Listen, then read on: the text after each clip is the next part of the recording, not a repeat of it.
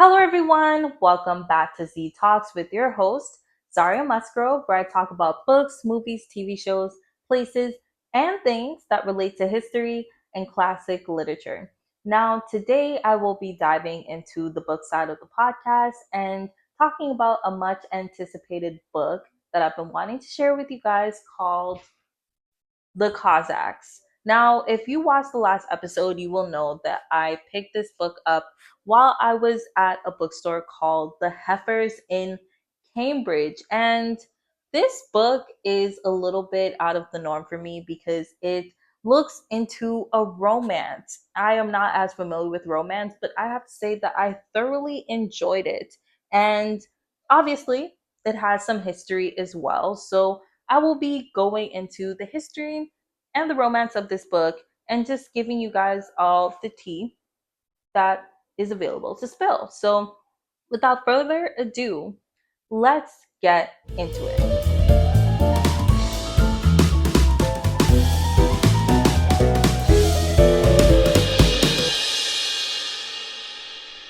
Now, before we head into the plot, I just want to introduce my new notebook to you guys, which is my book themed notebook. I think this is so cute because I'm in front of a bookshelf talking about a book, and there's books on my book. So I just want you guys to know that if you see me looking down, it's because I am looking in my book themed notebook to just give you guys some accurate information. And yeah, it's not Lilo and Stitch. There's no replacement for my Lilo and Stitch notebook, but I think this is on par. I wouldn't say a step up because Lilo and Stitch is top tier, but I would say it's on par and it's a good substitute for it. So, welcome, Book Notebook. Now, the book follows a central character called O. Lenin. He is in Moscow in the beginning of the book and he just wants to start afresh. The book begins with him wanting to get out of Moscow because he is supposedly in crippling debt and was involved in a love scandal that brings him some level of shame to upper level society because he is quite well off in title, but the money part he could be doing a little bit better on. So he decides to move away from Moscow and start a new fresh leaf for himself. And he does this through enlisting in the Russian army as there is a war going on at this time called the Caucasian War. Now, just a little context for the time period. This book takes place between the time period of 1817 to 1864 because those are the dates when the Caucasian War happens. And a brief synopsis about the war is that Russia is trying to conquer tribes or just conquer ethnic groups in the North Caucasus Mountains, and they are using a other ethnic group called the Cossacks in order to help them conquer the other ethnic groups. Now, further context, this book zeroes in on the relationship between Russian military soldiers and the Cossacks because whilst Russia might see the Cossacks as their allies, the Cossacks are basically subjugated by Russia as well as they are forced into helping them conquer other tribes just as they were also conquered in the past by Russia. And the book displays this tension between Russia and the Cossacks through a love story between Olenin and a Cossack girl. So Olenin, he goes and enlists in the Russian army and he comes to a Cossack village on the Terek, which is a river in the Caucasus Mountains. And there are a lot of different types of Cossacks. It's not a uniform ethnic group. So this ethnic group mentioned in the book is called the Terek Cossacks because they're the group of Cossacks that settled by the Terek River. So he gets into the Terek Cossacks village and he rooms with a family there. And while he is rooming with the family, he builds a intense infatuation is what I would say. I would not call it love. He builds an intense infatuation with the daughter of the family that he is rooming with.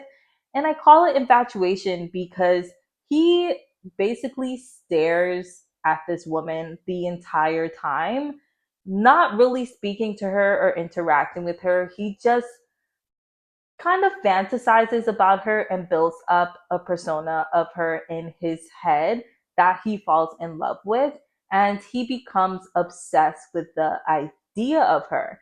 So he is having these feelings for this woman called Marianka, whilst Marianka is actually betrothed. She is already betrothed to another man, which makes the situation complex. And what makes it even more complex is that the man she is betrothed to is a Cossack soldier who is fighting in league with, or fighting because he has to fight in league with the Russian army in order to help them conquer other ethnic groups in the mountains. And the two main ethnic groups mentioned in the book are the Chechens and the Circassians. So we have this love triangle going on between Olenin being obsessed with Maryanka, Maryanka being like, Olenin, and Marianka actually being betrothed to another man called Lukasha. He is the Cossack soldier. So this love triangle is going on,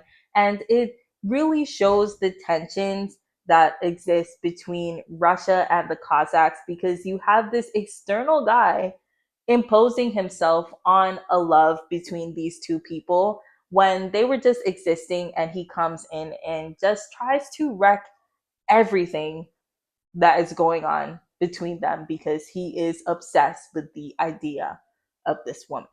Now, to give you some more appreciation for this plot, because it is layered, I will go into the history, the backdrop behind the book, which is the Caucasian War, because I truly believe gaining an understanding of it really lets you dive deeper into the layers in this plot. Because when I did a deep dive, I have a newfound appreciation for this book. So let's get into the history.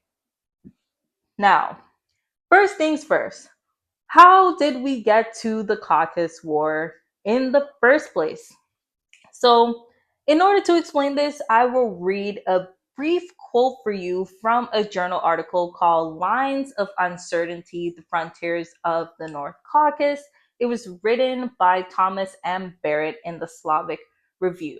This quote, I think, will sum up everything and give you a really solid understanding of how we got to the Caucasus Wars. So, beginning of quote. The Russian state began pushing to the south with the conquest of Kazan and Astrakhan in the 16th century, and forts were established in the North Caucasus soon thereafter. Large-scale warfare began with Peter I's Persian campaign in 1722, and a series of wars with Persia and the Ottoman Empire on Caucasian lands ensued throughout the 18th and 19th centuries.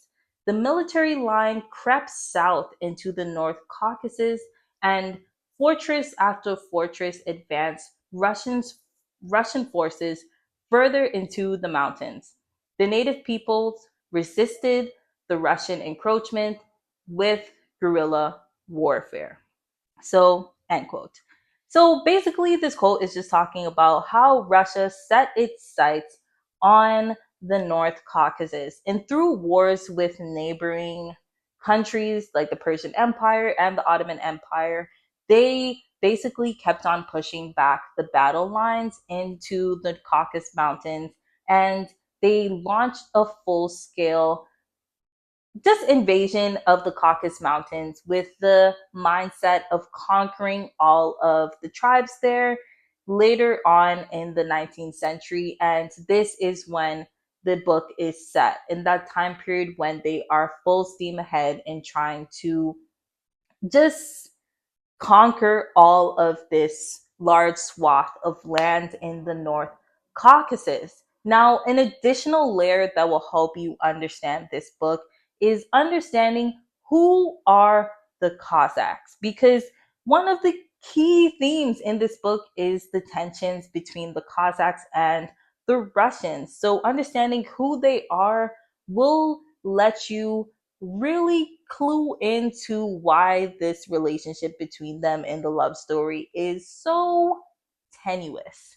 So, for that, I will read you another set of quotes from another journal article because your girl went digging through journal articles to find you the best quotes so that you can get the best understanding. You're welcome.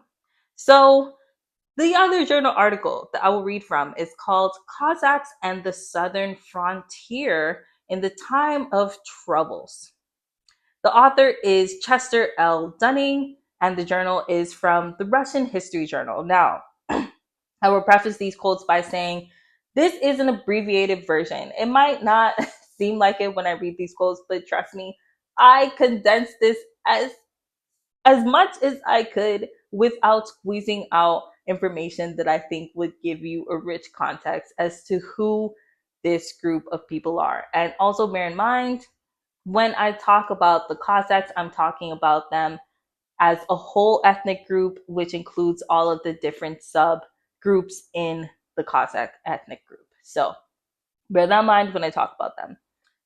So, beginning of a series of quotes that are not in order and is kind of paraphrasing. So, beginning of my paraphrasing quotes.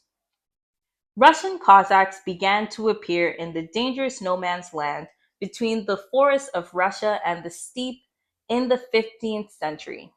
Gathering together in gangs for self protection, these wandering soldier adventurers often spent part of the year Cossacking, which means hunting, fishing, and banditry, and part of the year in Russian border towns. As Muscovy expanded south, some Cossacks were recruited as frontier guards. Many more free Cossacks, who admitted no lord over them, continued to operate beyond the frontier watchposts in the steppes in bands for up to 60 or more people. Mostly former peasants and slaves, the free Cossacks were often a nuisance to Muscovy. Just for context here, I'm plugging in that Muscovy, if you don't know, was basically a smaller version of what Russia is today. So just keep that in mind. When I say Muscovy, just say Russia in your head. So continuing on with quote. So by the 1570s, the government began to encourage Cossacks to serve as scouts and cavalry in the Muscovite army. The problem for the Muscovite government in dealing with the Cossack allies was that in the second half of the 16th century, more and more Russians went Cossack. The southern frontier and Cossack freedom acted as a magnet to paupers, escaped convicts, soldiers, dispossessed landowners, and runaway peasants and slaves. Tsar Ivan IV tried to stop this flow by closing the borders and prohibiting free Cossacks from access to border towns, ending seasonal Cossacking. Free Cossacks were urged to settle down and service as people, Cossacks, in the Muscovite army. The rapid expansion of Muscovy, south and east, had already had a profound impact on the Cossacks. The conquest of Kazan and Astrakhan and the development of a fortified line along the Volga seriously disrupted Cossack private activity. Cossacks were forced to retreat to the Don, which is just another part of the Caucasus Mountains, and into the Terek, which is on the river that I spoke about earlier. Toward the end of the century, Russian commanders built a new fort on the Terek. Thus, in just a few years, free Cossack territory began slipping. Thus ends my paraphrase. Now, as you can see from this large but shortest as possible quote that I gave you guys from this journal article, Russian soldiers and just Russia in general started moving into the Cossack territories in the Caucasian in the Caucasus Mountains. They started moving into the Caucasus Mountains from the wars that I discussed earlier in the previous quote. And as they move into the mountains, they started recruiting them as soldiers in their army. And because the Cossack life just looked so good to certain people in Russia, a lot of people began fleeing from Russia to the Caucasus Mountains in order to join the Cossacks and live the Cossack life. And this pushed Russia to start forcing more soldiers to become a part of the Russian army and move further into the Caucasus Mountains, therefore, just fully subjugating a lot of Cossack tribes and making them at service to Russia. Because at this point in time, Russia just saw the Cossacks as people to serve in their military conquest. They saw them as basically a resource which is people in order to fill their military lines. So you can see how the conquering basically that Russia did on the Cossacks and forcing them to serve in the army in order to conquer more people in the Cossack mountains, in the Caucasian mountains, would cause a tension because even though that happened a while back before the Caucasian War starts, it is still an underlying tension that exists at the time of this story where Russians look down on the Cossacks and actually kind of infantilize them and see them as unkempt. And also, at the same time as seeing them as lesser than themselves, they also kind of see them as exotic because it is kind of a theme that runs throughout literature at this time, which brings me to my point of the writing style. Um, in the book, you can feel a tension between, I would say, the times and what Tolstoy is trying to do. Because as I said, Russia looked down on the Cossacks and saw them as lesser than themselves, but at the same time, there was this tension of them making the Cossacks seem exotic, making them seem like a lifestyle that is primitive and closer to how you should live, and just making it seem like they were the not the ideal, but just like a sort of Adam and Eve thing where they are closer to nature, closer to earth, and not as stylized and posh and stuck up as Russian society can be, which is something that the main character Olenin sees as well. So at the time when Tolstoy wrote this book, which was during the actual time of the War of the Cossacks, the Caucasian War, at the time they wrote this book, it was common in literature to romanticize Cossack life and actually just romanticize Cossacks in general and just infantilize their way of life. So Tolstoy does this thing where he writes in this beautiful prose and he used the love story that Olenin has for Maryanka in order to reflect the times of people romanticizing Cossacks and their way of life, because that is basically what Olenin is doing to Maryanka, which is romanticizing her. He doesn't even talk to her or really get to know her. He is loving her from afar, which isn't really love because you don't get to know that person.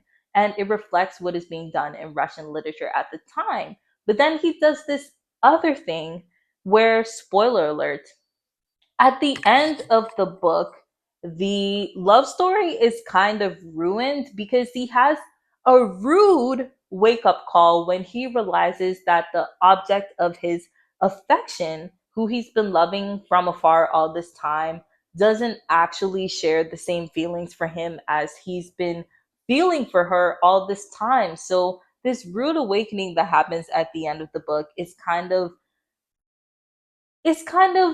a wake up call to the writers at the time who keep on romanticizing Cossacks, that there is actually a different feeling of what the Cossacks have towards Russians and Russian culture.